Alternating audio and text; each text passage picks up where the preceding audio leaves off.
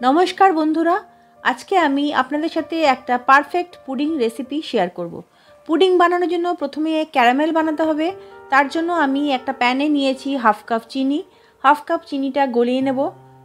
संगे आमी दियेछि 2-3 चामच मतन गरम जल। भालोभाबे मिक्स करे निते होबे। चीनीटा किन्तु प्रथम दिके दला पाकिये जाबे। भयेर कोनो कारण नेই, चिंता करबेन ना, ओटा आस्ते आस्ते गले जाबे, सुंदर क्यारामेल तैरी हये जाबे।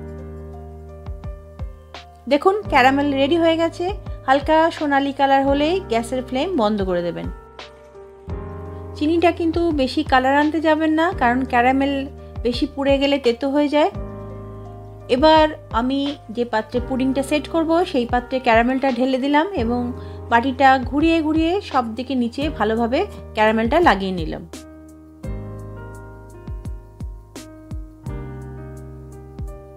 এটা একটা সাইডে সরিয়ে রাখবো। এবার আমি একটা অন্য বাসনে 3টে ডিম ভেঙে নিচ্ছি।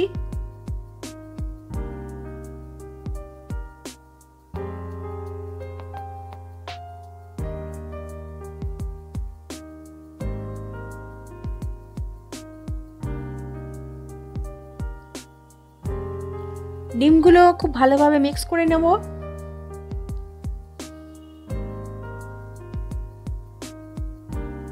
এর মধ্যে দিলাম 6 চামচ মতন চিনি। 3টে ডিমের জন্য আমি 6 চামচ চিনি দিয়েছি। আর দিয়েছি 1 চামচ ভ্যানিলা এসেন্স, আর দিলাম 1.5 কাপ দুধ।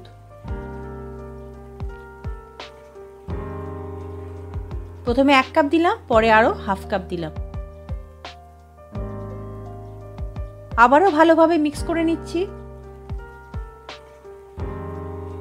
আর এর মধ্যে দিলাম 4-5 চামচ মতন মিল্ক পাউডার। মিল্ক পাউডারটা কিন্তু অপশনাল, তবে দিলে খেতে খুবই ভালো লাগে।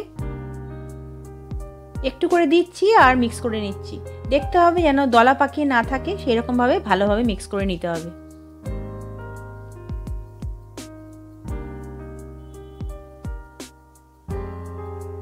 এবার যে পাত্রে ক্যারামেলটা সেট করেছিলাম সেই পাত্রে ডিম আর দুধের মিশ্রণটা একটা ছাঁকনির সাহায্যে ঢেলে দেব।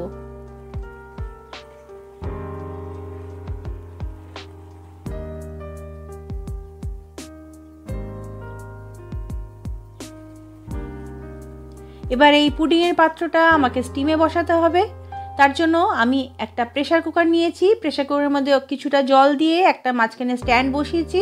স্ট্যান্ডের উপরে আমি পুডিংয়ের বাটিটা বসালাম। পুডিংয়ের বাটিটার উপরে ছোট্ট একটা প্লেট দিয়ে ঢাকা দিলাম। আর প্রেসার কুকারের উপরে যে লিডটা থাকে সেই লিডটা দিয়ে প্রেসার কুকারটা বন্ধ করে দিলাম। গ্যাসের ফ্লেম মিডিয়ামে রেখে 30 মিনিট বয়েল করলেই কিন্তু পুডিং একদম রেডি হয়ে যাবে। তারপরে ঠান্ডা করে ফ্রিজে অন্তত 2 ঘন্টা রাখবেন।